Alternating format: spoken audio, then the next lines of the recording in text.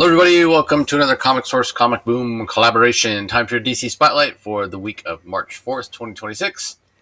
10 books that we're going to talk about this week. But, again, it's coming out a little late. Totally my fault because I was at a work conference all week. And so couldn't record until today, Wednesday. So, you may, if you've gone to your comic shop, you're like, wait, only 10 books. Yeah.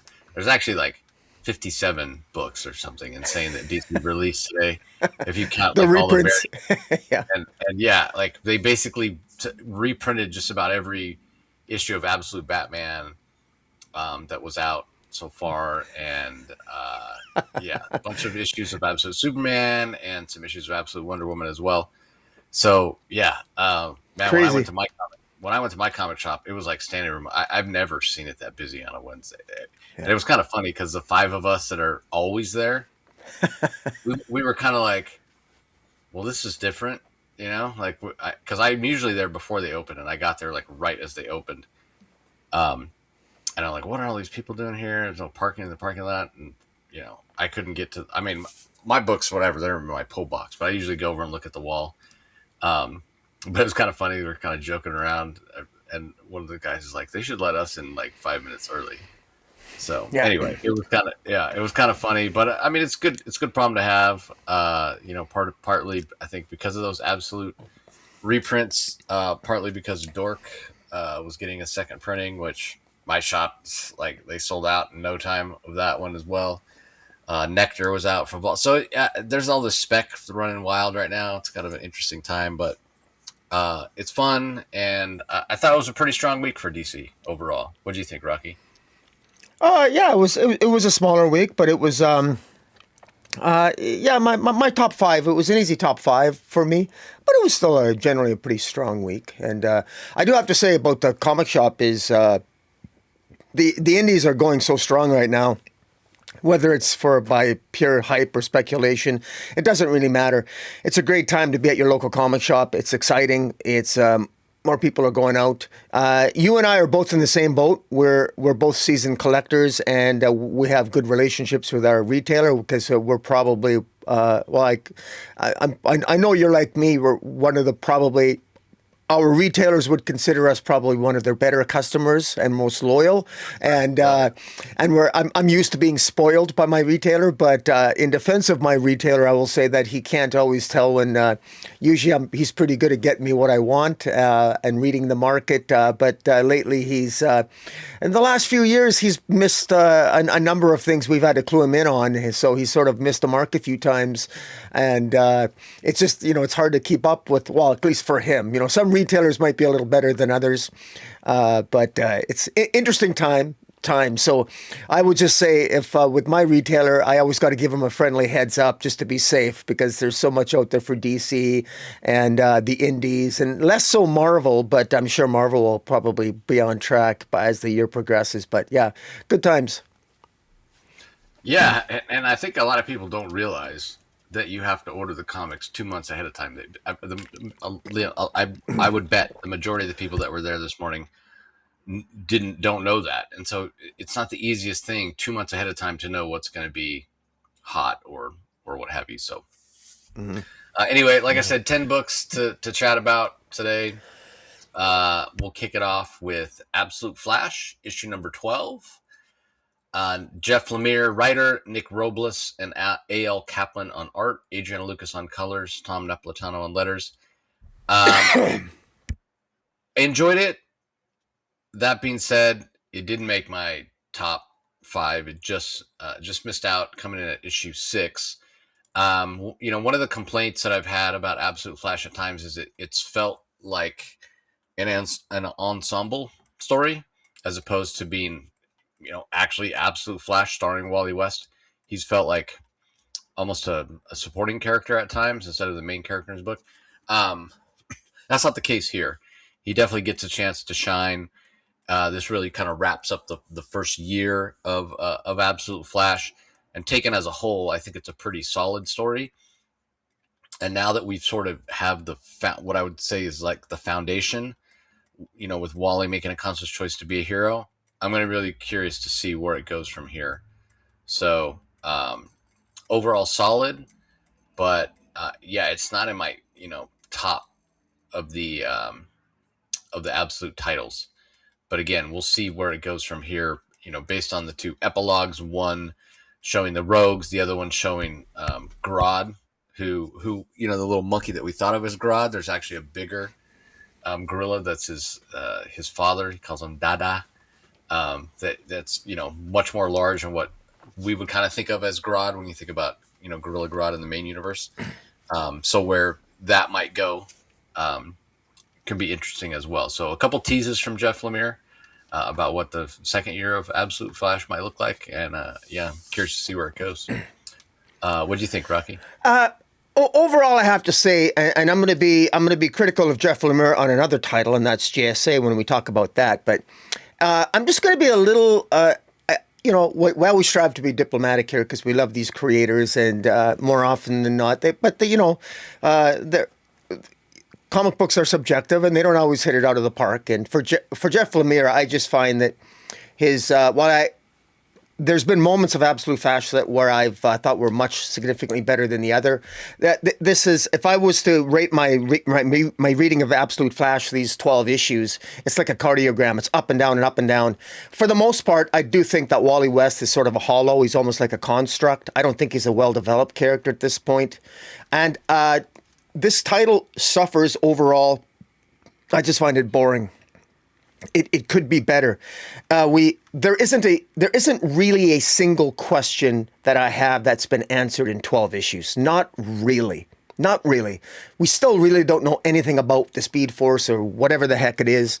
Even the enemy that he battled, this is sort of this creature from this red zone that he was in. I think it's. There's so many questions we just don't have answers to. It's and even the fallout with his father, it seems kind of tropey. I find myself after 12 issues just sort of going through it in my mind. I still wish we had Barry Allen as the Flash. I think he would have been a more interesting Flash. I think there was just I just want to play Script Doctor so much. I think the other Absolute titles are propping this up because a rising tide raises all ships, so to speak. I really hope season two of Absolute Flash, I hope it gets more exciting. I hope it gets better. I would actually prefer Absolute Flash go on hiatus, and I'd like Absolute Flash 13 to be Absolute Rogues, because I think the Absolute Rogues are more interesting.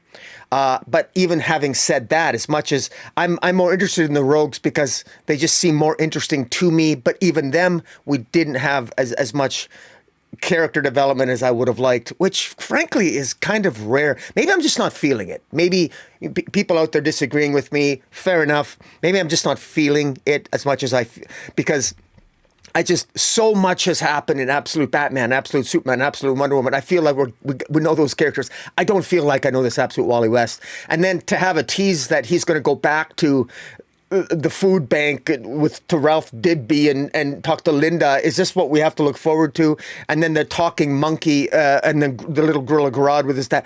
This doesn't excite me. This feels mediocre mainstream DC that I would have gotten a mainstream DC title. This doesn't feel absolute enough going into a season 2. So I really hope Jeff Lemire ups the ante on this. I ranked this at almost dead last for me because I thought this was overall a very disappointing way to end the year. So I ranked this at number 9 this week. Yeah, I mean, again, I think it's just not enough. Wally hasn't had enough screen time to be developed, so hopefully that's coming in the next year or so. All right, up next, Absolute Superman number 17 from writer Jason Aaron, Juan Ferreira handling the art and colors, Becca Carey on letters. The Never Ending begins. It's the finale altogether now. I thought it was fantastic. It's definitely in my top 5. In my top 3 even. Brutal scene to end it with Lex Luthor. So how that plays out, how that might affect Lex Luthor, who, we've seen him a few times now in the Absolute Universe. Hints of him being, a family guy and not at all the villain that we know. So why does Brainiac choose him? Why is he shown up before, what's the significance or what have you, because he just seems like a normal, regular guy. Um, and that it may all change based on um, the events of this issue with what Brainiac does and what have you.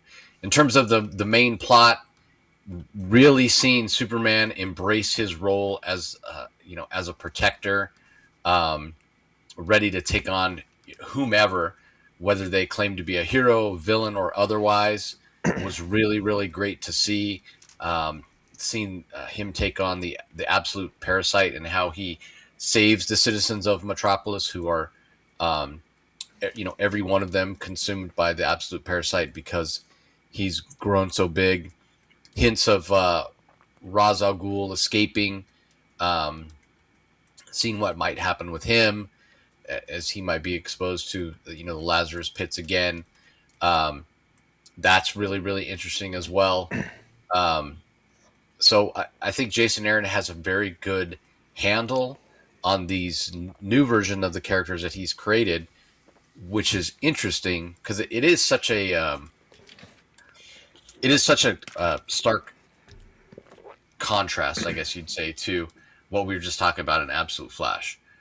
Again, this has had 5 more issues, but if we're just to look at Superman, the main character in this book, and how much character development we've gotten in 17 issues versus how much we got for Wally. But again, the cast is so much smaller, and Jason Aaron has talked time and time again about taking his time and not introducing, too many characters so that the story has time to breathe. And I would even argue that to some extent, Absolute Batman suffers a little bit from the same problem that Absolute Flash has. At least for me, that there are so many characters and so many different villains and what have you that have been introduced in Absolute Batman that even he as a character, Bruce Wayne as a character, Absolute Bruce Wayne, is not as developed as Absolute Superman, as Kal-El. Um, Again, and I credit that to Jason Aaron really taking his time. And it doesn't mean it's slower paced because it's been a pretty action-packed book throughout the entirety of its run. But it just feels like Absolute Superman, more so than any other. Absolute Wonder Woman probably comes the closest. And again, that one has a bit of a smaller cast. That we just have more character development for the titular character, which I really, really appreciate. And again, we're coming up on a year and a half of Absolute Superman, and I just feel like we have so much more character development for him, and particularly this issue, him, Superman, Kal-El, really embracing his role as the protector, as a champion for the oppressed and the underprivileged and what have you. Um, which you go back to the earliest days of Superman in the Golden Age, was really his identity, and then in a way, over the decades, it's sort of shifted to him becoming this iconic hero, still an inspiration, still kind of embodying the hope of the main DC universe. And we'll talk about that more when we get to DCKO, I'm sure. But this goes back to him really feeling like and putting himself out there as no matter what it takes, he's going to be out there fighting for the little guy. And I really, really appreciated that. There were so many kind of inspiring moments and some really great action moments and action scenes from Ron Ferreira here, showing that battle between Superman and the absolute version of the Parasite, but also not just in terms of this Absolute Superman winning the day through brute strength, but kind of using his brain as well to figure out how he can defeat Absolute Parasite, what it's going to take, and what have you. So I thought it was a great way to kind of sum up who he is, kind of epitomize who Absolute Superman is. And again, it's happened in a relatively short time, 17 issues. And it does stand in stark contrast, I think, to a lot of the other Absolute titles. So, yeah, I love this. I thought it was fantastic. I picked up a couple variant covers as well. Like I ordered the main cover, the one that you see behind us, which is the one with Parasite on it. But then there was another one from Mirka Andolfo that kind of it really emphasized his the symbol on his chest that I really, really enjoyed. I picked up that one as well. So Yeah. anyway, what did you think of this, Rocky? I thought this was a needed issue because this being the Absolute Universe. It is Absolute Superman sort of stands out because he's obviously he's got more to overcome in the Absolute Universe with it being infused with the mega particles and evil and bad guys have an edge in the Absolute Universe. And it's not just that Superman won the day and he's slowly winning the hearts and minds of the people of Metropolis, but this, ironically enough, it's through this villain Parasite, which is really a creature, which is a very horrific creature. And I love that Jason Aaron is embracing the horror element of the Absolute Universe. If all the writers, I think wisely, when they're approaching the Absolute Universe, in all the titles, they remember that this is a little bit more horror-like in terms of a genre, err on the horror side of things in the Absolute Universe, and that's what we get with the Parasite. It's a hell of a design. This design it looks like a really twisted, I don't know, crazy cross between a giant, like a giant dune worm and Godzilla. It looks crazy, and the way that it creates fear, all the people that it's basically absorbs. But Superman lets himself be absorbed, and they're all sort of psychologically molded together. But Superman is such a powerful mind, and he calms he calms everyone who's been absorbed, and he helps calm them down and take away the fear. And as they become more calm and more serene, the Parasite loses its power because it sort of absorbs that. And I just thought that was excellent because symbolically that's what Superman does, and literally that's what Superman does in this issue. And that's really, Jason Aaron does a really good job of juxtaposing that against Hawkman, who's a character who, unlike Kal-El, is somebody who gave up. He betrayed the world. He was a hero who gave up, who thinks that you can't change the dark nature of the world. Hawkman is the epitome, because he works for Lazarus. He's the epitome of a failed hero in these darker times in this Absolute Universe. And Superman makes it clear to him, both when he was within the construct of the Parasite, in that mental construct that they were in, psychologically letting Hawkman know, both in and outside of Parasite, so to speak, that no, you tell Lazarus that I'm coming for them. I never sleep. What you said about I can't change the world can't be changed, that's BS. I'm going to prove you wrong. Shout out to the art. There's a fantastic page. It's a double-page spread where it literally shows the inside of Hawkman's mind, and how the Parasite infects him, and how Superman is there speaking to Carter Hall. It's just very well done. Artistically, I think this was a very inspired issue, and just the horror element is great. There's a lot of similarities between how the Parasite infects the eyes and stretches the mind, and you compare that to the horrors that Brainiac inflicted to Lex Luthor, and the hints of the horror, of the horrible things, and the decapitations and the disembowelments and the ripping apart of Lex's family. This is absolute horror. This is not. I got to tell you, this Absolute Superman. This isn't like reading Action Comics, Mark Waid's Action Comics by any stretch, or Dan Slott's, Superman Unlimited. This is very much a darker, adult sort of Superman level sort of storytelling, and there's a reason why it's selling so damn well, and the Absolute Universe is just different. But fantastic issue, and easily in my top 3. All right, up next we have Batman number 7. DC All In Act 2 begins this week, and this is one of the books that really kind of takes it up to the next level. Written by Matt Fraction, Jorge Jimenez on art, Tomeu Morey on colors, Clayton Cowles with Jorge Jimenez on letters. So we did get confirmation. We find out that person that we saw in that tank is indeed the Joker. How it's happened, we're not exactly sure, because he does seem to be a bit of a different Joker. He's got a different look. So how that's all going to play out remains to be seen.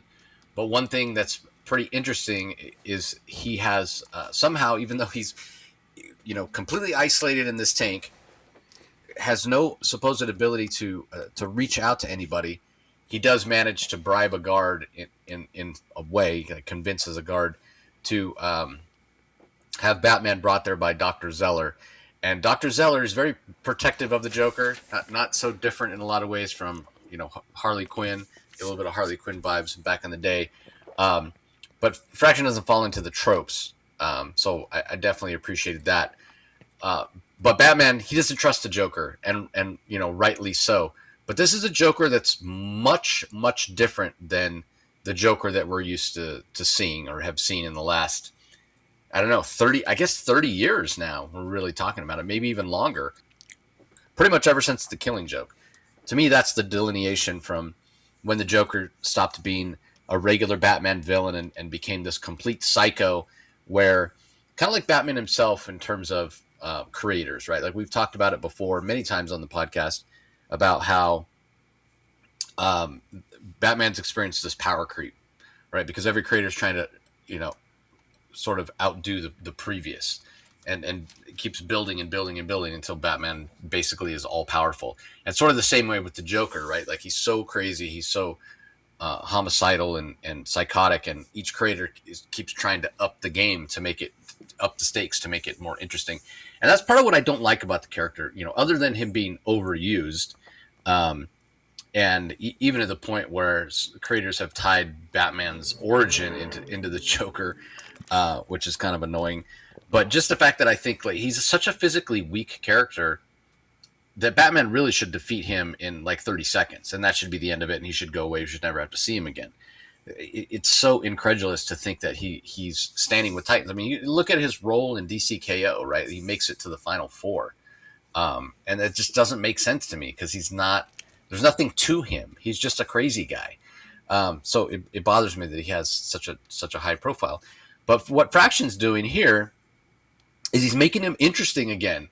It's not about Batman versus the Joker. It's about a Joker who's in this isolation tank, who looks different, talks different, is almost meeting Batman on more of a level playing field in terms of like intelligence. And I just love the context that Fraction is bringing to the character in terms of making him aware of what he's done. I mean, he's talking to Batman. We find out at the end, not to put the cart ahead of the horse here, but we find out at the end that he knows who Bruce Wayne is. So, Batman's not trusting him. He thinks that the Joker's playing some sort of game.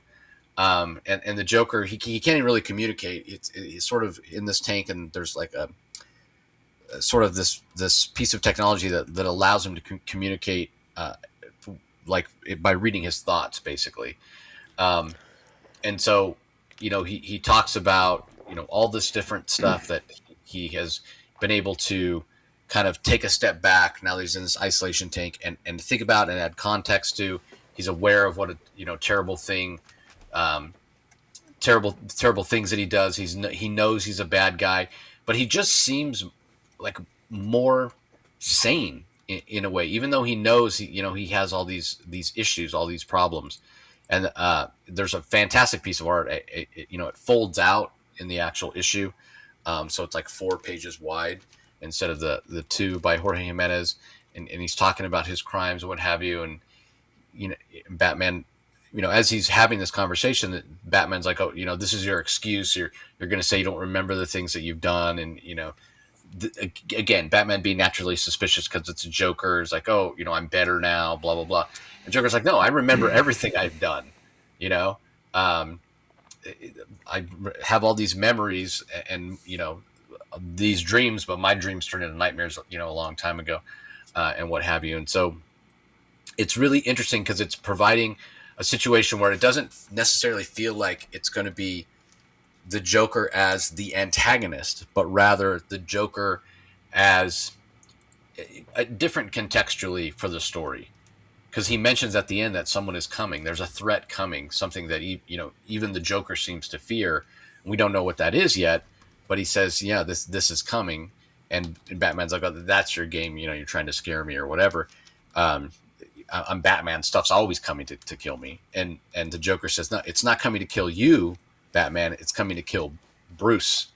And that's, a real shock to Batman that the Joker knows that he's Bruce Wayne. So, some people may be surprised because I dislike the Joker so much, But again, it's not that I think he's a terrible character. It's just the way that he's been used over and over and over, and to the point of being overused in the same role as this uber villain that's challenges Batman, and I get it. Philosophically, he does challenge Batman, but philosophically is not where the battlefield takes place. Philosophically, Batman may never be able to overcome the Joker or contextualize who the Joker is and why he does the things he does. But in terms of just defeating the guy, the philosophical stuff sort of doesn't matter. Batman should be able to defeat the Joker relatively easily, assuming he can find them, right? Unless the Joker is going and recruiting Bane or some other villain that's actually a threat to Batman, just in terms of how formidable they are. But just in terms of the Joker himself, I never buy it that he's such a threat to Batman, because he's really not. They're not on the same, physical level. That's what I'm actually loving. This is actually one of my favorite stories that I've read with the Joker since I can remember, because it's redefining the Joker in terms of how he relates to Batman. Is he going to turn out to be, a villain? Is he going to turn out to be an antagonist in this story? That remains to be seen. But at least we're getting something new. At least Fraction is recontextualizing the Joker in a new way that I can't remember having seen in a long, long time. And to me, that's great. I mean, for a writer, for a comic book creator to put the Joker in a story where I don't feel like this is something I've seen before, like even James Tynion, as talented as he is, we go back and look at Joker War. That doesn't feel new or fresh. It's the same old thing. The Joker's taken over Gotham. Okay, the new thing is he stole Bruce Wayne's money. Okay, that's not really interesting. That's just sort of taking it one step further than other people have done. But it doesn't feel new, doesn't feel fresh, doesn't feel surprising. This feels new. I wasn't expecting this.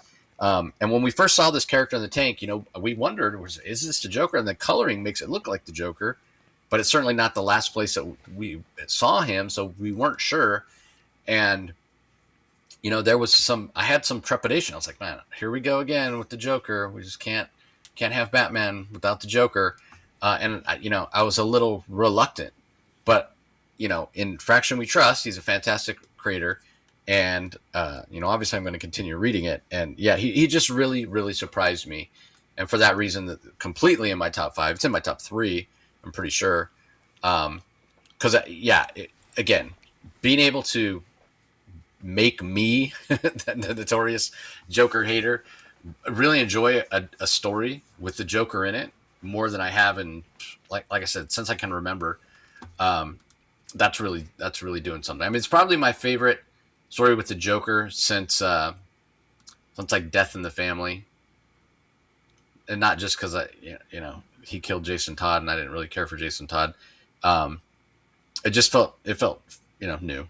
So anyway, might surprise some people, but I actually really enjoyed it. So what were your thoughts on it, Rocky? I thought I at first I didn't know this was the Joker either. It becomes obvious as you read the story that as you read the issue, it's the Joker. But because from a pure continuity perspective, this must, like, how long's the Joker been this way? I'm assuming that the Joker ended up in this state at the conclusion of the DCKO number 5, and this takes place after DCKO number 5. I don't know how the Joker ended up in this particular state, so that was what confused me. But I'm assuming that whatever happened to him after DCKO, this is what happened. He ends up in this Botha tank, or like I'm watching, like we're reading a Star Wars comic or something. It looks like a Botha tank to me. But I'm not. This didn't make my top 5. I put it in at number 6. There's no question this could maybe become a really good story. I just thought this issue was fairly boring. It was just a glorified conversation. I didn't think it was that big a revelation that the Joker knows that Bruce Wayne is Batman. Oh, okay. It's because it's Joker. This could have been a brand new villain. Why not make it a new villain? Why make it Joker? But in Matt Fraction, I trust, because he's done a pretty good job so far. So I'm curious where he's going to go with this. The Joker looks a little bit overweight. He's skinny. Dr. Zeller seems to be overly she seems to be a little bit overly anal about worried about Batman harming the Joker. I just thought, surely she knows he's not going to do that. I thought, the security surrounding the Joker, I think, is a little bit, was a little bit extreme. And the way that she sort of like, it's so obvious. I mean, I think we've seen this before in different contexts, of course. I mean, the Joker has manipulated. I mean, he manipulated Dr. Harleen Quinn, so he's going to be manipulating Dr. Zeller, and I think that's fairly obvious. Although a fraction, I'm sure, has something else in mind. But so I don't know. I don't quite have the reaction you did. And for those listening, Steve and I were giving Jace a hard time earlier because I was surprised that he would enjoy this issue so much because of the Joker thing. But you do make a good point that this is demonstrably different. We've gotten 3 versions of the Joker from Jeff Johns. This is a demonstrably different kind of Joker, no question about it. And so what is Matt Fraction going to do with it? I guess we're going to have to wait and see. And so, it's not bad.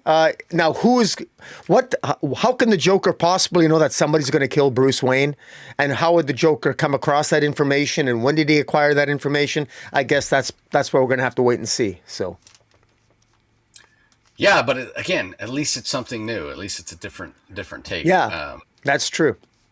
I mean, it's closest to wasn't it the Mark Silvestri where limited series where Batman and Joker teamed up, but even then it still felt like a familiar psychotic Joker. So this is almost a Joker helping out, but in a kind of in a non-reluctant way, I guess you'd say. Yeah. So yeah, very curious to see where this is going to go next. All right, up next we have Elseworlds Tale, Batman Static Beyond, issue number 4 from writer Evan Narcisse, art by Miguel Mendoca, colors by Will Quintana, letters by Wes Abbott. Art's absolutely fantastic in this issue. The first couple issues of this I thought were just okay, but the last couple issues have really ramped up. I really enjoyed issue 3, issue 4 as well. Partly, I think, because of how successful the new history of the DC Universe, the Dakota incident was, that hopefully some people will be picking this up this week. It didn't quite make my top 5. It came in at number 7 for me, but I'm not 100% why this has to be in an Elseworlds Tale. It seems like it could fit into continuity because it is, in the future. It's obviously Batman Beyond. But that's, I'm kind of nitpicking there. I am enjoying the story. So for people who kind of want their fix of Static, and perhaps Batman Beyond as well, who's also not really showing up in any other books right now, this is a great book to pick up. You probably can find the previous 3 issues relatively easily. Great art by Miguel Mendoca in this particular issue as well. So yeah, all in all, I'm really enjoying this. And I think I had my doubts after the first couple issues. It seemed kind of slow, and it didn't necessarily feel like it had good story momentum. But the last couple issues have really knocked it out of the park. So I imagine it's going to read pretty well as a collected story as well. So anything to add, Rocky? Yeah, this issue, it never made my top 5, but this issue saved the series for me because it told what I thought was sort of a tropey tale that we've heard before with Static, but just in the future, where it's grounded in his city, and he's got some lesson. He's teaching a bunch of kids, et cetera, et cetera. But it's more than that. This kid named Shutdown, he's a troubled kid. He attacks Static, and there's a bulk of the issue is them trying to shut this villain named Shutdown down, trying to take him out, but it's also the Cobra is also involved in the future, and they're trying to get a hold of this Q energy, which appears to be a power source of both Shutdown and Static. It's part of the electrical powers that he has, this Q energy.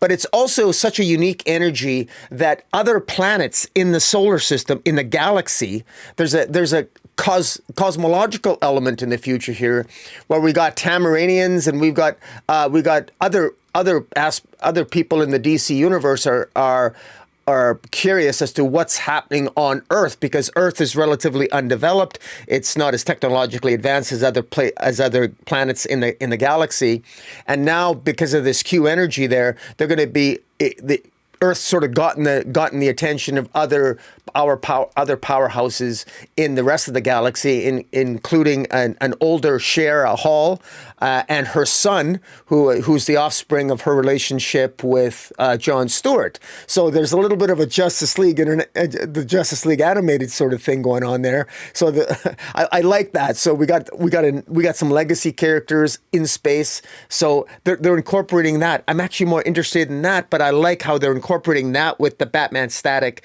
Beyond future, because it tells us something about, hey, what about the rest of the galaxy? Not just the Batman Beyond universe in Gotham and in Static's neighborhood, but what the larger universe proper. So I really like that development, and it's pulled me in. Now I want to see where this is going to go. So yeah, it's quite good, and the art as well. I am sorry, who is the artist?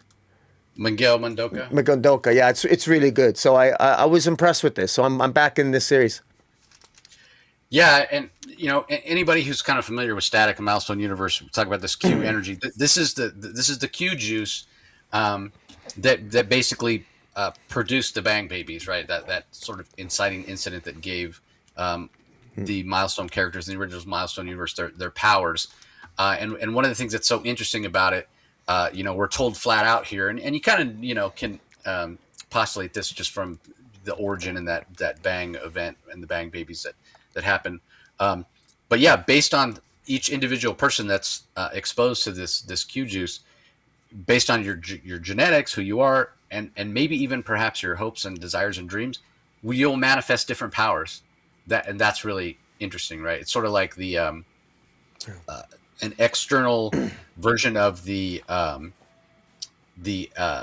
gene, whatever it was that we first heard about, the metagene. Metagene, yeah. We first heard about way back in Invasion, right? That was the first time right. in the DC universe that we heard, and that's at that time, that's why all the aliens came and attacked Earth, because humans were the one beings in the DC universe that had this metagene and this potential, and not dissimilar, I guess, over on the Marvel side of things. Like if you have the X gene, the mutant gene, and it manifests different powers for each person as they enter puberty and what have you. So really cool, really interesting, and again, I think it's going to read great in a trade, but doesn't mean you have to wait until the trade's out. I mean, again, none of these issues have sold out, so they're available at your local comic shop most likely.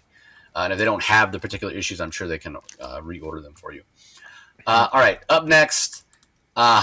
So this is going to be interesting based on the fact that I know this is in Rocky's top, but it comes in dead last for me. I was really disappointed in this. So it's Batgirl issue 17, also branded as DC All In Act 2 Begins, written by Tate Brombal. Takeshi Miyazawa handles the pencils and inks. Juan Castro also helps with the inks, and then Mike Spicer on colors with Tom Napolitano on the letters. Now, I've been anxiously awaiting Batgirl, Cassandra Cain, and her return to Gotham. I've talked about how I felt like the previous story ran a little bit too long as she was jumping all over the place, trying to get some justice for her mother, Lady Shiva, being killed, and going through the history of Lady Shiva, which in turn sort of informs who Cassandra Cain is herself. She found out she has a brother. We saw Ben Turner, the Bronze Tiger. We found out that he actually had a child with Lady Shiva, so half brother to Cassandra Cain and what have you. And yeah, I was just ready to see her back in the context of Gotham City. Well, she's back in Gotham City, and we also knew that she was going to be manifesting these new powers of being able to shape her blood into weapons. Now, the interesting thing is that Tate Brombal has had her manifest this power, but it's something she can't control, and it's actually to a bit of a detriment. Now, whether or not she gains control of it, we'll have to wait and see. But this is part of her heritage, from her mother's side and what have you. That's all explained here. But the thing that I don't care for is I thought we were sort of leaving that. I was ready to move on to the next chapter of the Cassandra Cain story, but now we're back in Gotham, but we're still telling the same story. It's still about her past. It's still about her legacy and whatever. And that's fine if that's what this entire series is going to be. exploring the history of Cassandra Cain and her connection to her mother and her mother's connections to the larger, mythos and or whatever of the League of Shadows and the assassins in the DCU and all that sort of stuff. If that's what this is going to be, then that's what it's going to be. But it's a series that's not for me because I'm not interested in those sorts of things. And that's been the case throughout. Not to say that this hasn't been quality storytelling and good character development for Cassandra Cain. And there are times when I've enjoyed a particular issue here or there. But again, it's just not the way that I enjoy reading about Cassandra Cain most. It's just not. I'm over her past already. Give me new stuff. Let me see her, sort of a little more isolated, a little more focused on her, as opposed to all the stuff that comes with her past and this giant supporting cast that Tate Brombal has built.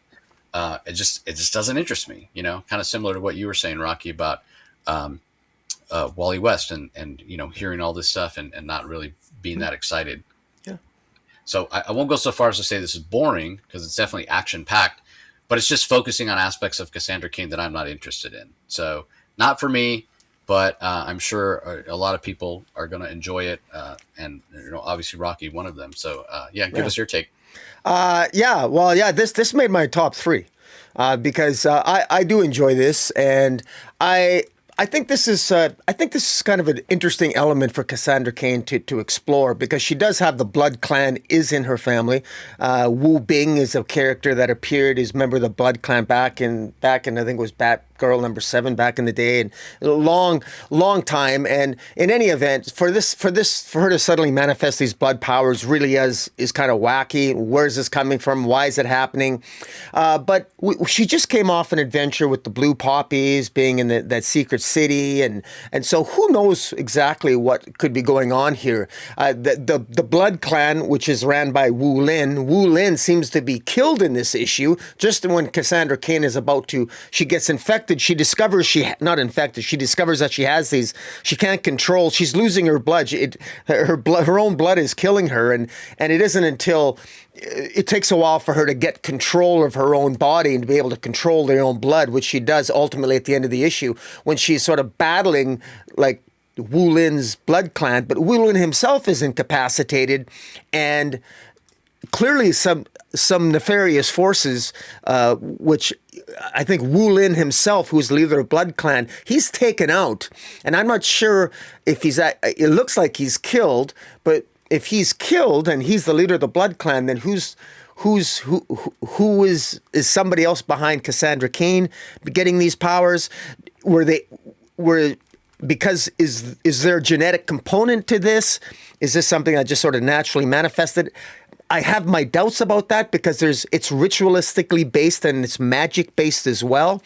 And what I find interesting at the end, as Cassandra Cain and her brother are trying to figure out what's going on, and they're in the high rise of downtown Gotham, she ultimately, in pursuing her, trying to pursue the Blood Clan, she manages to get into a room, and she discovers that there's a portal to the spirit world, which would make sense which is very interesting, because remember that we had that what was her name in the spirit world? Xanthi, the Xanthi Ghoul character in the Spirit World series. Batgirl was part of that series.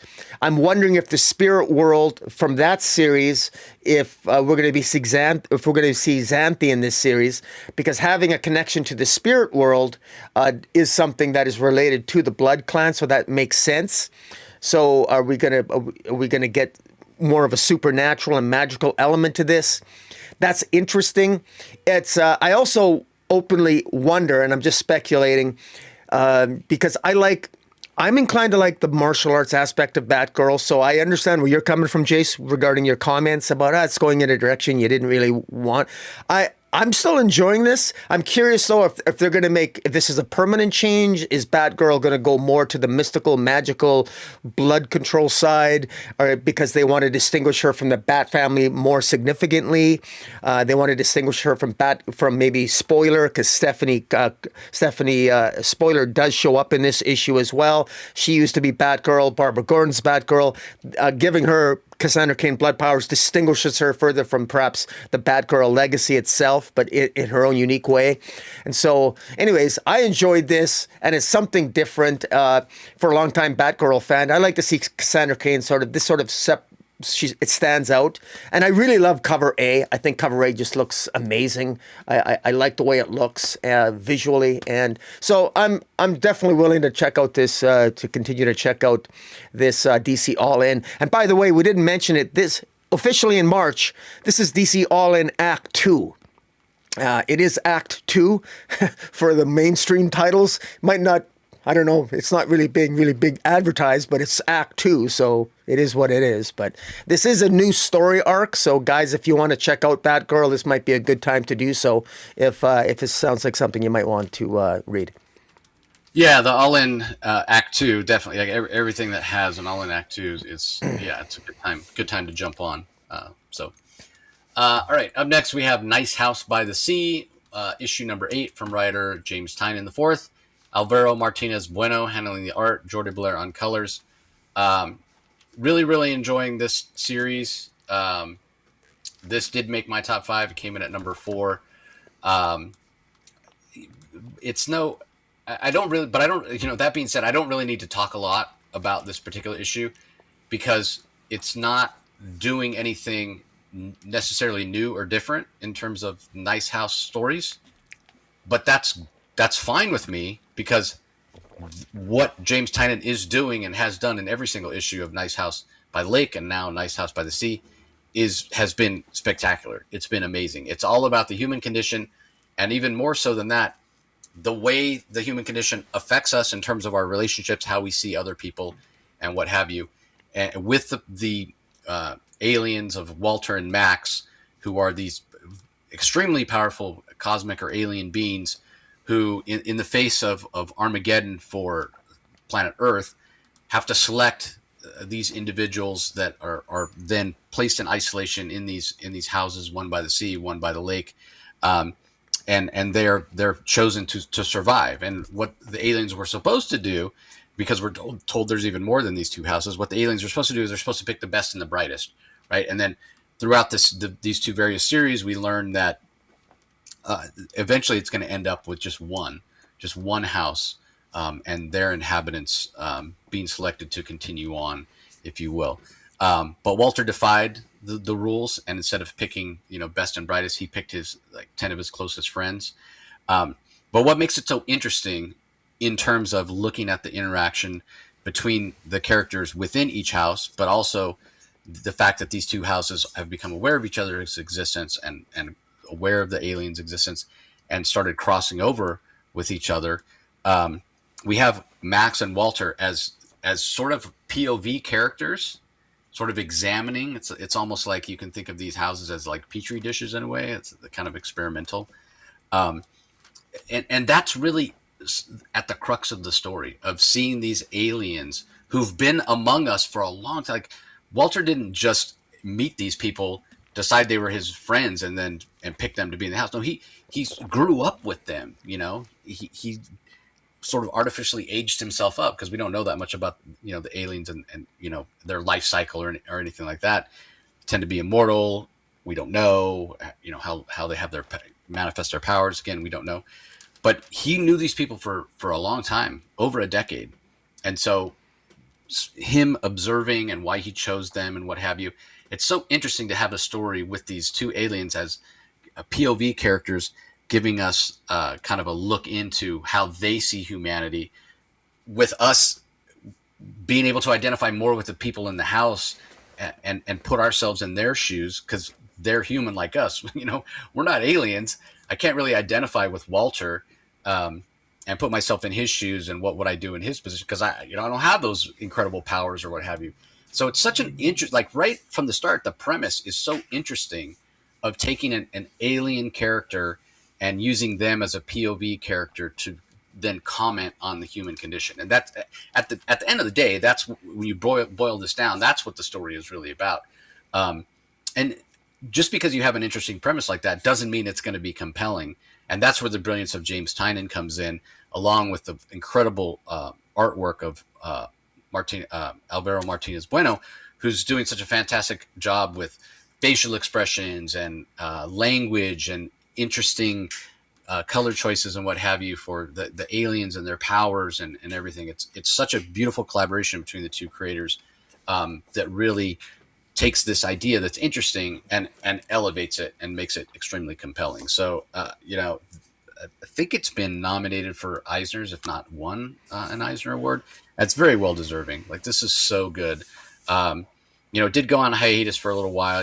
We've talked about that in the past. That's the only nitpick I have about the series is I do wish it came out on a more regular basis, because I feel like it has lost a little momentum since the start, just because of the breaks that they've taken. But I also understand why those breaks are necessary when you look at how detailed and beautiful the art is. So again, this is going to be another one. It sells very well in single issues, don't get me wrong, but this is going to be an evergreen Vertigo title that's going to continue to sell probably forever for DC, Mm-hmm. And that's a good thing, because this is fantastic. And they have I want to say like 5 series planned, I think is what Alvaro told me at New York Comic Con. So yeah, we're not even halfway through the whole story yet. Yeah. And I'm just selfishly anxious to experience all of it. Right. Like, I wish I could just have the whole giant omnibus of all the stories like right here, so I could just devour the whole thing. But I got to be patient until they actually create it, write it, draw it, that sort of thing. So yeah, in my top for sure. Loved it. It's a fantastic series. Highly recommend it. So, give us your thoughts, Rocky. Yeah, it's in my top 3 as well. I've said this before. I want this to be a Netflix series, or this should be a streaming. This should have a season 1, season 2, season 3 on Netflix or Amazon. This would be amazing, or Apple TV. God, this is the premise is fantastic. What I particularly love about this is the revelation in this issue, or one of them. You could have inferred this in the issues leading up to this, but Walter did something on the surface was foolish. He just chose his friends. Like, he was supposed to choose 10 people to save on Earth that had a certain skill set, and because only one group, because there's multiple houses. And there's a house on the lake, there's a house on the sea, and there's some other houses we haven't known yet. And Max chose his 10, Walter chose his 10, but Walter did something different. We were just told that Walter chose his friends, but there's more to it than that. Walter broke the rules as an alien living on Earth. He broke the rules because his conclusion was the people that are the best qualified are bad. How's that for an observation on the human condition? He didn't choose the movie stars and the best at this and the best at that. Why? Because they were jerks. They were unlikable. They weren't nice people. He chose people that were good-hearted, compassionate, that had something outside more important to him than skill sets. He had a connection to all of the 10 that he chose. And that's something, he went with his heart. He went with he chose something, it was an emotionally based decision. And it makes you wonder, and this is one of the issues and themes being dealt with here, is that we got the house of Max and the house of Walter, so to speak. And they're attacking each other. Max's home, those guys really are bad because they want to take out Walter's the nice house by the nice house by the lake. They want to take them out because they want to take out the competition.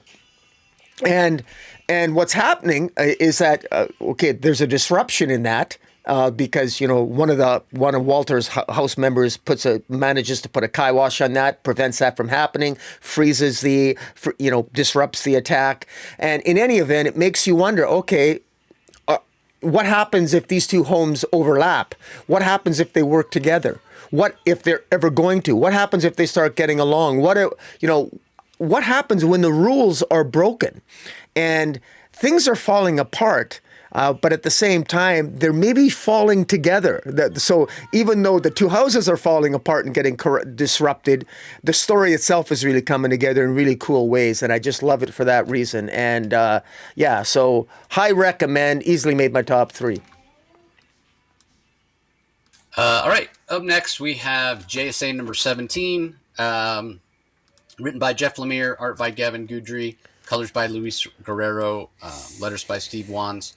Team's starting to come together in terms of the JSA. This is year 1, chapter 5. So I'm enjoying it, but this was down toward the bottom for me, only because, again, we've seen this origin of the JSA a few times now.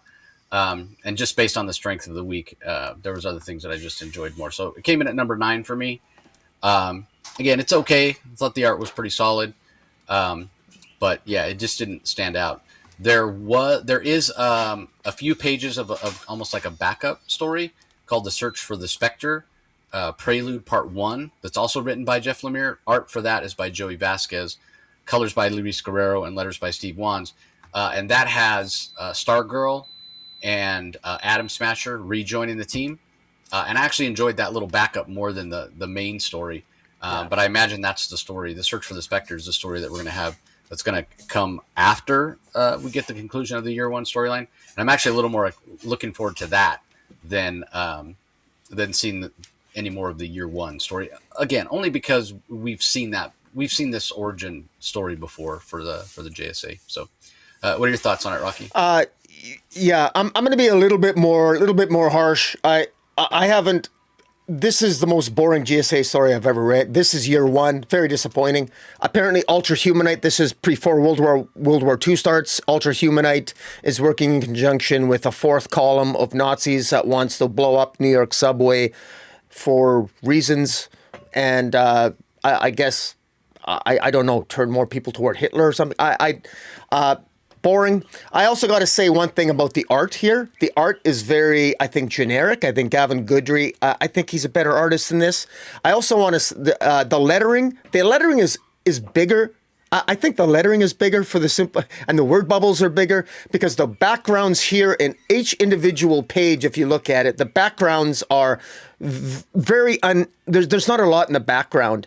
There's plenty of room. One of the reasons why there's a lot of dialogue in some of these pages is that this is actually the way the art's done. We actually need more dialogue in order to fill up the space because it's a lot of dead space in the background.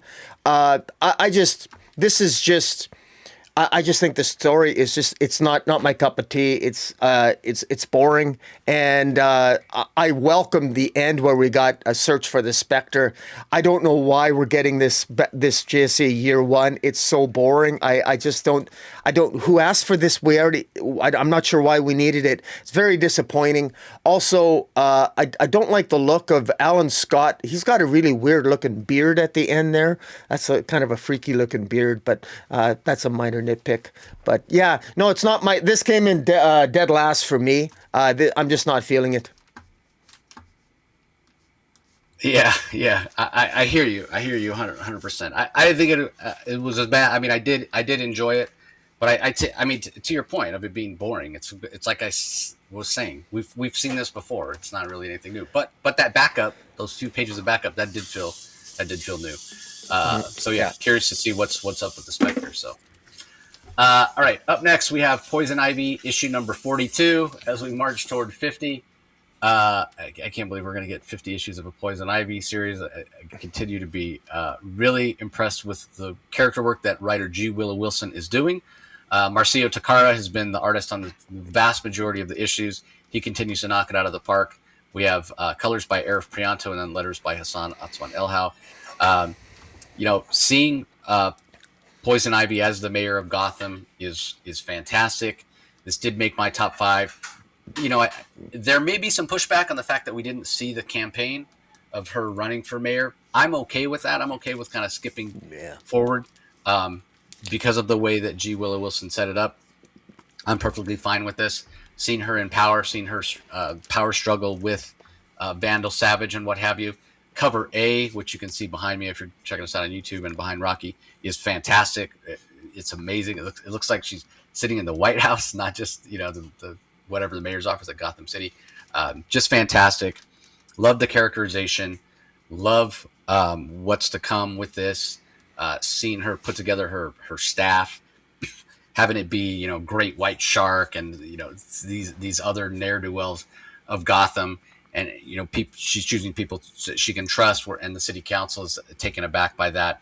But it is time for change in Gotham City. I'm more than ready for Vandal Savage to exit stage left.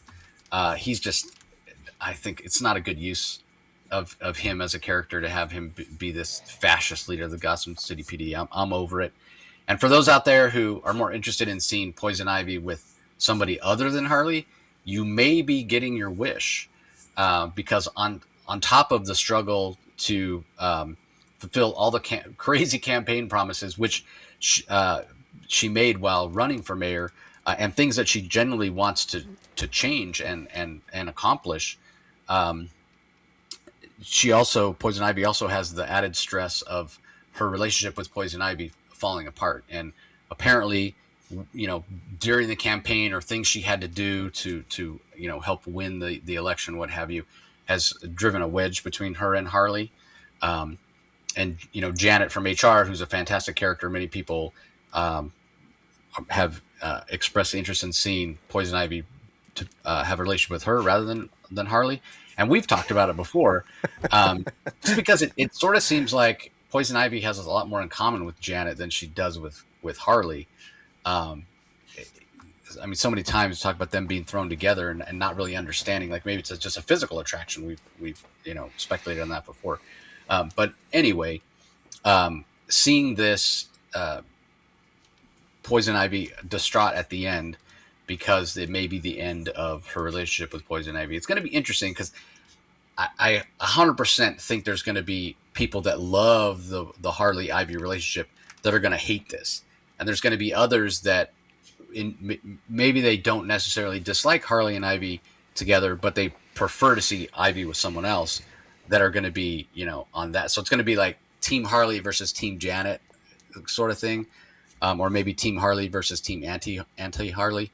So I imagine that, you know, this might be a bit of a divisive issue. Now, it's not to say that we're sure that G. Willow Wilson's going to break them up. This might be just a way to inject more drama into the book. And maybe they'll come back together and be, you know, more in love than ever. Who knows? But I'm one of those that I don't really have any particular affinity for Harley and Ivy together. To me, they don't seem like a natural couple.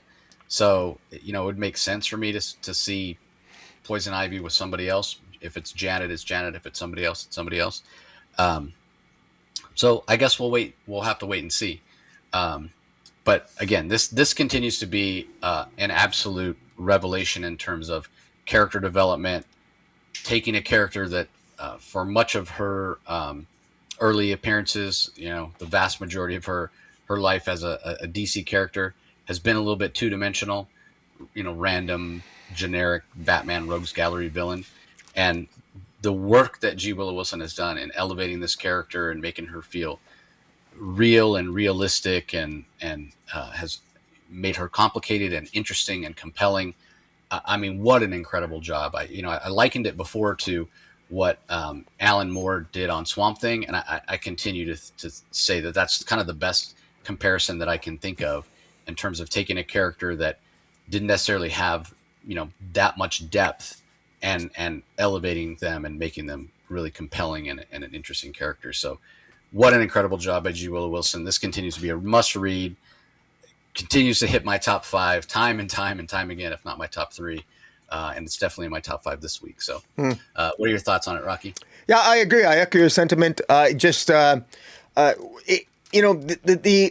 find it really, really interesting that why now suddenly Poison Ivy is there's a breakup with Harley Quinn. At first when this series first came out, I thought they would need Harley Quinn to prop up this series so it would survive. It's thrived without Harley, and quite frankly, they haven't used Harley a lot, and I like that. And Poison Ivy's had such a well-developed character, and Janet from HR and the other supporting cast, they're just so well-developed. Now all of a sudden, Harley's never around. She popped up a few times, so they had a little romp once a few times. Harley shows up once. I think Harley slept with Janet from HR, then Janet from HR slept with Poison Ivy, so it was sort of a threesome thing for a while there. Kind of an odd thing. But so I like the way J. Willow Wilson sort of did that. And Harley was sort of in the picture, but mostly out. And I kind of prefer that she stay out. She pops back. And apparently, I imagine in order to become mayor, I imagine Poison Ivy, Pamela Isley probably had to make some promises along the lines of she had to deal with the supervillain problem in Gotham. And one of them, the supervillain, is frankly Harley Quinn. And now, here's what I'm a little bit worried about. I hope this doesn't become, we're 8 issues away from issue 50. Is issue 50 going to be the reconciliation of Harley Quinn and Poison Ivy? Wedding. Yeah, wedding or something. Like, is the mayor going to get married? Is the mayor of Gotham going to marry her love of Harley Quinn? Who knows? Like, this is what I don't want that to happen. However, one of the things I fully recognize is the powers that be are never going to, I imagine there's no way they're going to let Poison Ivy get together with somebody other than Harley. I get it. They're like the power LGBT couple, and they do well together. And there's a lot of different stories where they're together, and anthologies and everything else. But Harley Quinn's own comic, Harley Quinn's own comic is not selling all that well. And but Poison Ivy is just firing on all cylinders. And DC, I think, this is sort of, DC has to recognize that when you take these characters more seriously and you give them a good writer like J. Willow Wilson, they can thrive. Harley Quinn is written better in this series the few times she's appeared than she had. Then, in fairness, Harley's written like a joke character, parody in her own comic book. She's just it's a bad direction. I don't mean no insult to Elliot Callan or any writer of, there's a particular way you can write Harley. I'm not a fan of the parody version or the Jimmy Palmiotti, Amanda Connor version. I think that's past. Harley should be written a little bit more seriously, and I think this shows it. I'm more interested if Harley Quinn and Poison Ivy have something in common. I'd like J. Willow Wilson to explore that. And Erica Henderson is doing actually a reasonably good job of doing the first time they met in Life and Crime. So I think, but expand on that and take it a little bit more seriously, and don't treat every single thing with Harley as a joke, because frankly, it's an insult to the character. And I think it's an insult to the fans as well. Even the fans that like a funnier version of Harley, give her a little bit of agency and, I don't know, respect once in a while. Don't treat her like a joke or a dumb blonde all the time. It's frustrating to me. In any event, I love this. I echo your sentiments. Fantastic. This is definitely Mayor Ivy. I'm in, all in. Why she doesn't fire Vandal Savage, I don't know, but there's a lot of drama that's going to be happening, and so I'm definitely in for the long haul. Yeah, I'd be kind of curious to actually see J. Willow Wilson write a Harley ongoing. Yeah. And elevate her as a character. So it'd be interesting. For sure. All right. Now, we didn't specifically save this for last because it's maybe the biggest book of the week. It just so happened that it was, in the order that the books were in our press previews, this was the last book. But yeah, probably the biggest book of the week, one that a lot of people have been looking forward to. It's DC KO issue number 5, wrapping up the series with writers Scott Snyder and Joshua Williamson. We've got Javi Fernandez on art. Zermanico handles the art on a few pages as well. Wes Craig also does some art in the issue. Colors by Alejandro Sanchez. Letters by Hassan Otsman Elhau. First, the art, fantastic. Best art that we've had, I feel like, in the entire DC KO series. Really, really enjoyed it. This made my top 3, actually, which might surprise some people because I have struggled a little bit with this series at times. But based on the importance of it and some of the themes, if not the result of where we end up in the DC universe after this event, is kind of why it hit my top. But I'm going to actually have you go first, Rocky. Give us your thoughts on it. Let us know where you ranked it. And yeah, whatever you want to recap as far as the story. Yeah, I ranked this. I'll say I ranked this at number 4 this week, and there's two ways I could approach this. It's funny. I had a lot of fun with this issue. This was a well-crafted issue. I understand what Scott Snyder was trying to say here, and I understand why the direction of this series went toward this. I could have issues. I've already said them in past weeks. It's been wonky. The rules have not been consistent, et cetera, and it's been up and down, I think. But the fun factor has been there, and I will say that even though I think it's been a very difficult flight, but the landing is pretty smooth. I'll put it that way. And I'm satisfied with this landing because thematically it hit all the right points for me, particularly with Superman. Now, Lex Luthor won the tournament. I still think he's King Omega. I would have preferred if Lex Luthor was defeated by Darkseid and then Superman swooped in with the Doomsday Alpha power up that he got from Doomsday. But before Lex Luthor, who really was King Omega, he won the tournament, before he could even battle Darkseid, Doomsday confronts Superman, and we know that Doomsday, we know from the tie-ins that the revelation given to Doomsday was that Doomsday, his actual origin, Doomsday was created on Krypton because of a prophecy, because he is the Alpha to Darkseid's Omega, and it was Doomsday's / Time Trapper's destiny to essentially merge with Superman, to merge his Alpha energy and his Doomsday also has a lot of Omega energy built up through lifetimes of resurrections of Omega energy, and he's an Alpha energy as well. He's got both Omega and Alpha. He merges with the Omega energy of Superman, and then because of that, he can come back to battle Darkseid, and he does so, and he basically vaporizes Lex Luthor, and then I guess becomes the new King Omega to battle Darkseid. And most of the issue is narrated by the Heart of Apocalypse itself, really cheering Superman on as he battles Darkseid, and the power of the story and the theme of the story. And of course I don't want to give, I'm not going to give all the details away here, but Superman, you see how Superman envisions the universe and even aspects of the multiverse. And basically Superman, he really does want to do the right thing, but he doesn't really want to change anything, because part of embodying the Alpha and the Omega is that you're embodying both the good and the bad. You're embodying both the light and the darkness. That's Alpha and the Omega. And it's about balance. And that's what Superman is. And Superman doesn't want to judge. He doesn't want to put his judgment among everything else. And throughout the battle, what I really liked about it, and I'll give Snyder props, is Superman could potentially maybe have defeated Darkseid had he pushed it, but for whatever reason, he sort of held back. He just pushed Darkseid at bay.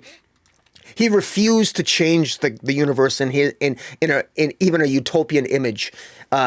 He refused to do that because he saw Superman basically.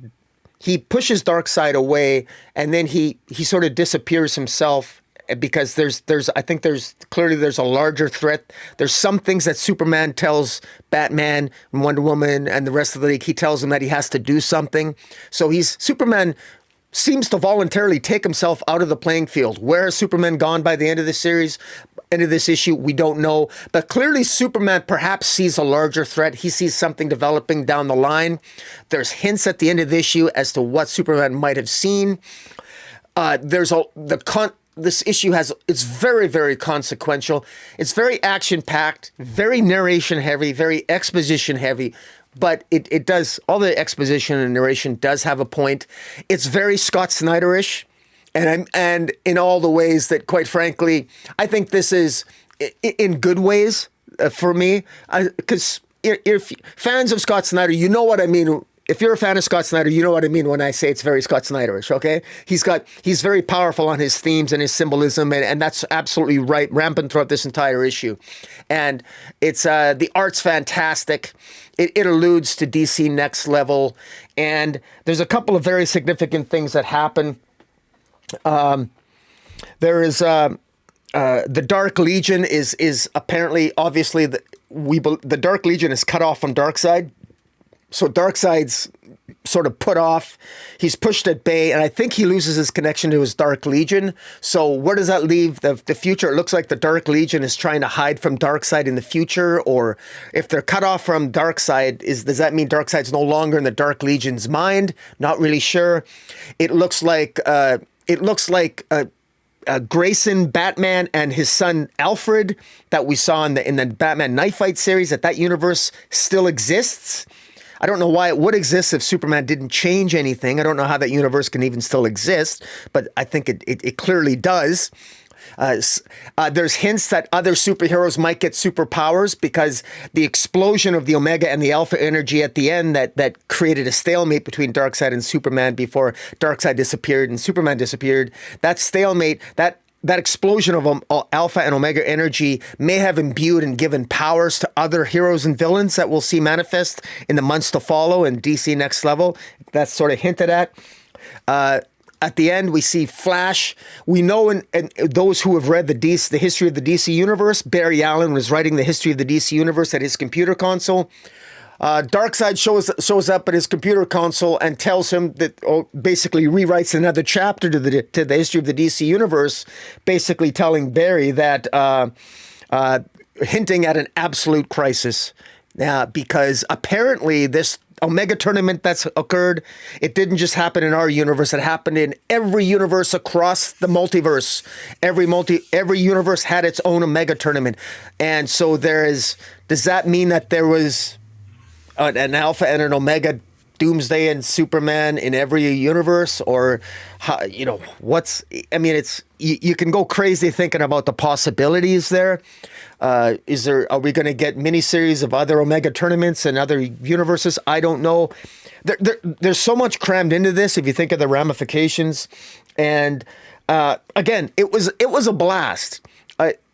There's more, but I'll just stop talking other than to say that as a longtime DC reader, I really enjoyed this ending because it promises so much. It hints at so much. The art was fantastic. I felt the gravity of the situation.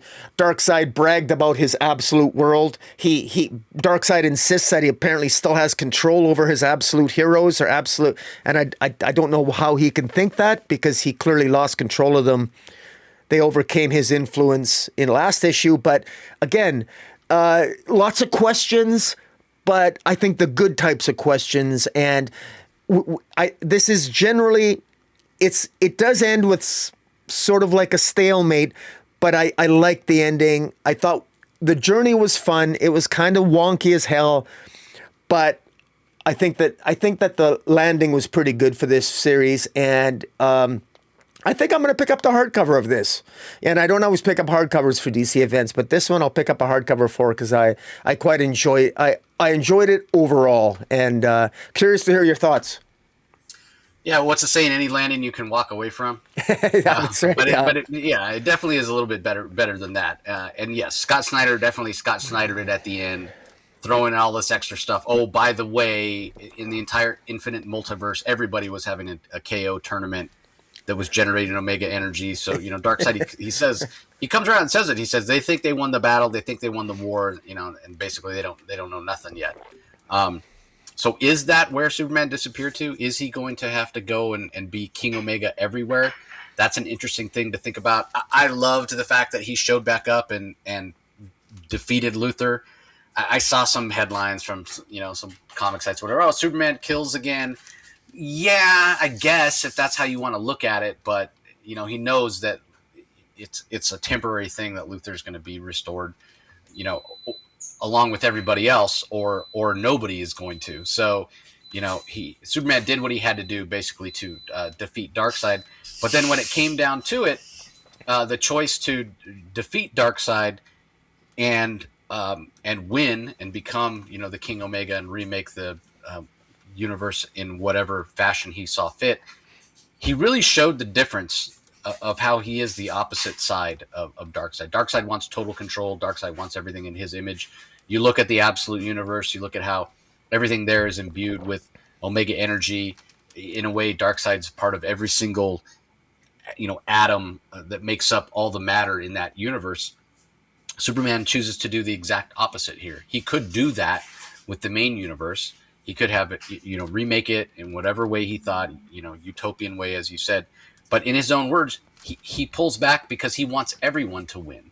That's such a great way to describe who Superman is. He's not out to win for himself. He wants everybody to win. He feels everybody's deserving. He doesn't put himself above anyone in terms of importance and deserving to be happy and to have freedom and all those kind of things, which is so antithetical on the opposite side of that's exactly what Darkseid does. Darkseid puts himself above all. And so, yeah, they really are. And DC has set them up as complete opposites, and it really, really works. Yes, it's a little bit tropey. Yes, it's sort of what we expected. I mean, even Luthor himself called Superman out on this, early in the tournament when he said, the reason I don't want you to win is because you won't change anything. I know who you are, Superman. You'll put it all back just like it was. And we knew that Luthor was right, and that's exactly what Superman does. So, but that doesn't make it any less true. It doesn't make it the landing any less meaningful, because it is Superman being Superman. Like, what did you expect? This is who Superman is as a character. And Scott Snyder, he really nailed that. Superman did say, I got something to do and be gone for a little while, but I'll be back. As I said, is it over going to different parts of the infinite multiverse and stopping those KO tournaments? Who knows? In the end, the tease of Darkseid saying, once all those tournaments are over, they're all going to be under my control. Then it'll be anti-life. And once all those infinite Earths fall, there's going to be a crisis of absolute proportion. So, are we going to get, is it going to be called Absolute Crisis? Is that the event that DC announced at Comics Pro a few weeks ago that's coming later this fall? Or is it the next big event for DC mainline next year? Or is it going to be a crossover between two? We just don't know at this point. So, if I have any nitpick, it is a little bit of, well, DC built this up, a huge event, went on for months and months and months, but then we kind of end up right back in the same place that we started from, where, except now Superman's missing. Darkseid's sort of off the page, out, doing his puppet master thing, with hints of him returning as a threat. So did Superman really win here, or did he just, postpone things, as it were, kick the can down the road? But when you think about it, that's sort of comics, right? Like, these characters have been around for decades. Superman, Spider-Man, Hulk, Captain America, Batman, whatever. Jerry Conway, when I had him on the show years ago, talked about the challenge of writing these characters and having to create the illusion of change, right? Now they're million, if not billion-dollar IP properties. I guess that's redundant. IPs. Yeah. So it's not like you can make fundamental changes and have them go away, right? Because the companies and the corporations that own them want them to continue to generate revenue for them. So as a creator, it's a challenge to write stories where you are providing that illusion of change, that things are changing and characters are evolving or whatever. Because eventually you have to reset at times, come back to true, in order to continue to tell stories about them, which is a complaint that some people have about modern superhero comics. And maybe that's why, manga and some of these other sort of genres of comics are rising in popularity, because you do get a beginning, middle, and end of the story. Whereas, when it comes to the story of Superman, that's never ending. Batman, same thing, never ending. So, in a way, you're always kicking the can down the road as a creator on who comes on to one of these books. And it doesn't mean the characters are any less enjoyable or the stories are any less enjoyable. It's just sort of kind of the situation that the creators and these characters are in. So, again, it's a nitpick. I'm not going to, it doesn't lessen my enjoyment of DCKO. The fact that for a lot of the status quo that we had before DCKO, a lot of it's the same. And it is one of the complaints that people have about these big events. and it's that hyperbole that especially Marvel, Stan Lee, that pitch man, and you would see it plastered across the cover of the comics, and DC does it too. The Marvel universe will never be the same. Read this issue. The DC universe is changed forever. And really, is it though? I mean, we know death in comics. Nobody ever stays dead. It used to be. It was Uncle Ben, the Marvel version of Captain Marvel, and Gwen Stacy. Those are like the only untouchable people. But even they've all been brought back in various capacities over the years. So, yeah, nobody stays dead. Nobody stays dead. So, anyway, this did end up being a really enjoyable series. I don't think I'll pick it up in hardcover. I didn't enjoy it that much, and I just don't have space for it, to be honest. But overall, I think fans will be happy with this. And, I'm excited to see what's coming with DC Next Level. DC continues to kill it with the Absolute Universe and some of their main universe titles. So, all in all, I think this was a pretty successful series. We did miss a comic. We missed Arcadia, Batman and Green. We Green did. We did. I'm not sure how. Black Label, that, issue 3. I actually don't have that much to say about it. It came in at number 8 for me. It's by Gabriel Hardin. He is the writer and the artist on it. Waiting for it to load. There we go. And it's okay. It is an Elseworlds tale. And so maybe that's why you can get away with Batman and Green Arrow literally trading punches. I should, before I say that, I should also credit Romulo Fajardo Jr. as the colorist. But this is just okay for me. I'm not really enjoying these Elseworld versions of Oliver Queen and Bruce Wayne. There's a situation here where there's innocent people that are in danger and are trapped on this island after trying to escape, and their plane getting shot down, and yet you have Bruce Wayne and Oliver Queen fighting against each other. It seems very petty to me and not very heroic at all. It's okay.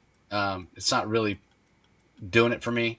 So I don't really have much else to say. I think the art's fantastic. It's very gritty and it suits kind of the tone of the story. But yeah, and again, this might be another one where Hardman sticks to landing and ended up liking it. But this is issue 3, I think. Yeah, issue 3, and I thought the first issue was pretty solid. Second issue I liked a bit less, and now this issue I like even less. So yeah, we'll see if we can come back and on an upswing with issue 4. What were your thoughts? Anything to add? I really like the character work for Gabriel Hardin on this one. He does really good character work. I think a lot of what underscores a lot of your comments, and I share some of it, is he does sort of imbue Batman. This feels like a different Batman than I'm used to. Like the way he reacts to Oliver Queen. He's a little bit more human. He makes more mistakes. He even apologizes to Oliver Queen in this issue. And Oliver Queen is a little bit more hard ass. These characters are a little bit more flawed and a little bit more visceral, and they feel more visceral and real than they do in the mainstream DC universe. And that's kind of what I like. He did the same thing with Hal Jordan in his Earth 1 Green Lantern series, which I really liked. So I like it. I like it a little more than you do. This didn't make my top 5, but this came in at number 7 for me. But I've been enjoying this. So in fairness to him, in fact, that's one of the reasons why I remembered that we missed this issue, because I did want to talk about it and give him some props. I love his art too. I think his art is underappreciated. I'd like to see Hardman's art more elsewhere as well in the DC universe. I don't know if. And it's great to see Romulo Fajardo Jr. That's a colorist that I've been following since back in the days of Wonder Woman. So yeah, overall it's pretty good. And I actually really like cover A. I like cover A. It looks very action packed, and these three heroes these are the street level characters that, frankly, I'm surprised we don't see teamed up more often than we do. So it's nice to see them together. Yeah, I almost feel like I would like it more if it was if it didn't have Batman. It's almost like, well, it's an Elseworlds tale. It's Gabriel Hardin. He's not the most well-known creator. Well, let's stick Batman in there so it'll sell. You know what I mean? Like, that's probably not what happened, but I just think probably would have been a more interesting story, at least to me, if it was just the Question and Green Arrow. So anyway, all right, let's move on. Collected editions this week. We have a number of them. Absolute Superman Volume 2, Son of the Demon. You can get that in hardcover or soft cover. And that's basically collecting this current Absolute run of Superman, the second arc. So issues 7 through 14. We also have Earth 2, the new 52 Omnibus. This is the series that was started by James Robinson as a writer. Tom Taylor then took it over. Nicola Scott did, I think, almost all of the issues. This collects the entirety of the run, 0 through 26, as well as the 2 annuals, but it has other stuff as well. DC Universe Presents 0, Batman Superman 1 through 4, Earth 2 featuring Desaad 15.1, Earth 2 featuring Solomon Grundy 15.2, Earth 2 World's End issue number 10, and Earth 2 Future's End number 1. So this is the first appearance of Val Zod, different versions of some other characters. I really, really enjoy that series. So if you're interested, it is, let's see, usually tells me the page. Oh, here we go. 936 pages for $125. We also have Harley Quinn Volume 2, Friends with Detriments. So this is the current story, or the current volume that's being collected here, issues 50 through 57 from Elliot Kalin. We have Kanga Yu, Lost in a Labyrinth. That's the kangaroo from Themyscira. This is a Wonder Woman graphic novel aimed at young readers. 176 pages for $12.99. Lobo, back-to-back trade paperback. Obviously, Lobo having a high profile right now because of his appearance in the upcoming Supergirl movie. So this is collecting his first miniseries, which is Lobo, issues 1 through 4, and then his second miniseries, which is called Lobo's Back, of which the issue 1 had a picture of Lobo's back. So that's collecting issues 1 through 4 of that. A lot of Simon Bisley art. Keith Giffen, the creator of Lobo, writing some of it. Alan Grant writing some of it as well. Nightwing, Leaping into the Light. This is the Tom Taylor, Bruno Redondo series. It's getting a compact edition, collecting issues 84 through 88 of that run. And that compact comics edition, those are the smaller size. So $9.99 for that if you want to get caught up on your Nightwing. So also, I did mention that there are a number of other reprints this week. And yeah, for Absolute Batman, it looks like it's issues 1 through 14. Crazy. If you missed any of the issues of Absolute Batman from 1 to 14, there's new printings out this week. It's the 11th printing for issue 1. Jace, just a question, Jace. I don't think that's ever been done in has that ever been done before in memory? And for another series that they reprinted the first 14 at the same time, I don't think that's ever been done, has it? No. That's got to be a first. Yeah. Especially to release them all in the same week. That's incredible. Giving people a chance to and there was part of me that was like, man, when they announced this, and I was worried, man, you're really going to flood the shops. They're going to have all these books or whatever. But based on the turnout at my shop, it seems like it was successful. For Superman, it looks like it's the first 10 issues. So Absolute Superman 1 through 10, all getting new printings. So if you missed any of those issues, you can pick them up. And then for Wonder Woman, it looks like it's the first 11 issues. So if you missed any of those, you can pick them up. There's also a facsimile edition of Action Comics 419. That is the first appearance of the Human Target. It's an iconic Superman cover. And as DC has done recently with their facsimile editions, there's also a foil version of that. Also some other just kind of random DC issues that sold out and are getting printings. Aquaman 12 is getting a second printing. That's the DC KO issue where Aquaman and Hawkman fight. Like they fight. I could say it that way, or I could say that's the issue where Aquaman kicks Hawkman's ass, because that's basically what happens, and I love it. There's a few other KO issues as well that they got reprints. DC KO 1 got a third printing.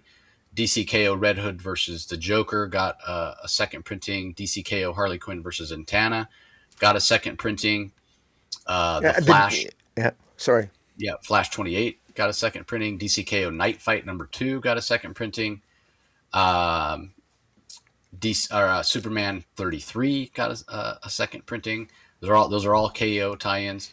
Also, we covered it last week, the new history of the DC universe, the Dakota incident. I had a chance to chat with Morgan Hampton earlier this week. Hopefully you checked out that podcast over on the Comic Source YouTube channel or the podcast feed. Yeah. That sold out, didn't it? That sold out, didn't it? I haven't officially seen that it sold out, but I heard a lot of shops saying it sold out. Well, but I it went to second printing, though. It went to a second printing. Oh, did they announce the second printing? Yeah. Okay. Well, if they announced the second printing, it definitely sold out. But one of the covers, the one by Sway, Joshua Swaby, it was late a week. So if you missed it last week and it sold out, check with your shop again this week, because they might have gotten some of those Rocket covers. It has Rocket on the cover, and it's a foil edition, so you might be able to pick up that. Let's see, is there any other? Yeah, Titans 30, another DCKO tie-in, got a second printing as well. And I think the DC All-In Special third printing is DC All-In Special that kicked off everything. I think that's at a third printing as well. You're right. Yep. DC All-In Special. I missed that. Third printing with a Nick Dragotta cover. Yeah. So that is technically the first appearance of Absolute Batman, Absolute Wonder Woman, Absolute Superman. Although I kind of would consider it cameo. But anyway, if you missed it. By the way, out of everything you mentioned, out of all these reprints, I think the one to get is the Nick Dragotta third printing of DC All-In Special. I think that's the one that I would pick. But yeah, I mean, it's a fantastic. That story is just great. And it is a little surprising to me that it does feel a little undervalued. The first printing of that compared to Absolute Batman, but if you think of it as a cameo as opposed to first appearance, whatever. But kind of on that note, did you get a chance to listen to my chat with Morgan Hampton yet? About the first maybe 15 minutes of it. And I loved his comments on the origins of Aquanar, the Equar, yeah. So it was. I love his passion. I love his conversations with Jeremy Adams, and in terms of advice on how they came up, and how the inspiration for how he came up with that character. I thought it was, and how it actually made a first appearance in issue 1. Yeah, that was awesome. Yeah. Good stuff. Yeah, because it definitely feels to me, because I've been looking for that, because I thought it was issue 10 was his first appearance, and I was kind of keeping an eye out for it. And I couldn't find it anywhere, and I think people are picking it up for that reason. And then to come to find out, his first appearance is actually in issue 1. So you heard it here, everybody. You're looking for the first appearance of Encore. It's actually in Green Lantern Corps issue 1. So that's going to be the one you want to track down if you are so inclined. All right, time for our rankings. I think it's my turn to go first. Coming in at issue 10, as I mentioned before, or at coming in at number 10, I should say. I mentioned it before, Batgirl number 17. At number 9, I have JSA 17. Coming in at number 8 is Batman Green Arrow, The Question Arcadia, number 3. At number 7, I have Batman Static Beyond, number 4. Coming in at 6, just outside my top 5, is Absolute Flash, number 12. And then for my top 5, at 5, I have Poison Ivy 42. At number 4, Nice House by the Sea, number 8. My top 3, DCKO, number 5, comes in at 3. And then Batman, number 7. Which, again, I know that'll surprise a lot of people considering it's such a Joker-heavy issue. But Batman number 7 comes in at 2. And then Book of the Week for me, Absolute Superman, number 17, coming in at number 1. There was a time where every single issue of Absolute Superman was ranked number 1 Book of the Week for me. That hasn't always been the case with recent issues. But, man, I just felt like Jason Aaron and Juan Ferrer did such a fantastic job. It was relatively easy for me to select that as my book of the week this week. Yeah. Well, my rankings are coming in at number 10, JSA 17. Number 9, Absolute Flash 12. Number 8, Batman Static Beyond. Number 4, 7, Batman Green Arrow, Question Arcadia. Number 3. Number 6, Batman issue 7. Coming in at my top 5, number 5, Poison Ivy issue 42. Number 4, DCKO 5, coming in at number 3, Batgirl, issue 17. Number 2 is Nice House by the Sea, number 8. And number 1, for me, I'm not going to change it is Absolute Superman 17 as well. It just deserved it. It was the best. It was the best issue of the week, and it's simple as that. It was just, it's that good. And I mean, I'm look, the Absolute titles. Just every time they come out, at least they always seem to make my top 5. Absolute Flash was a disappointment, but it usually ranks higher than it ranked it this week. But no, overall, it's still a great week, man. Still a good week. Yeah, it's interesting looking at our rankings. We've got Absolute Flash 3 apart, and we've got Batman 7 at 4 apart. Everything else is either the same or 1 apart, with the exception of that Batgirl series, which is just a huge gap. I have it at 10, you have it at 3. But again, nothing against the quality of the book. I explained my reasons for why it's not resonating with me. But I always like looking at that in terms of what we rank similar and where we're very different. So that's always interesting to me. So anyway, we appreciate everybody joining us always. Don't forget, if you're listening to the podcast feed, you have thousands of past episodes you can go and check out. It's available on all podcast platforms and apps. Just do a search for the Comic Source and subscribe. But if you are listening audio only and you want to see the artwork, you want to see the covers, you want to see our smiling faces every week, comes out on Rocky's channel on YouTube, Comic Space Boom, ! Once you're there, you know what to do. Like, comment, subscribe, ring that notification bell so you know when new content comes out. And then, like I mentioned, interview with Morgan Hampton dropped this week. I had a great interview with Christopher Condon as well that came out on the Comic Source channel. So as long as you're on YouTube, head over to Comic Source, like, comment, subscribe, and ring that notification bell. But I will also mention the chat with Christopher Condon. It was we covered a lot of stuff, including my book of the week last week, which was his first issue of his Brutal Dark Vertigo series. But we talked about his Ultimate Wolverine run. We talked about the upcoming Ultimate Impact Reborn, which is going to kick off the whatever new iteration of the Ultimate Universe is coming. You want to talk about allowing a story to have a beginning, middle, and end. I think a lot of people are surprised that Marvel's ending the Ultimate Universe, but I respect their decision to do so, to give an actual beginning, middle, and end to that universe, as Jonathan Hickman kind of conceived of it. But we also talked about his Image series, News from the Fallout, which is fantastic.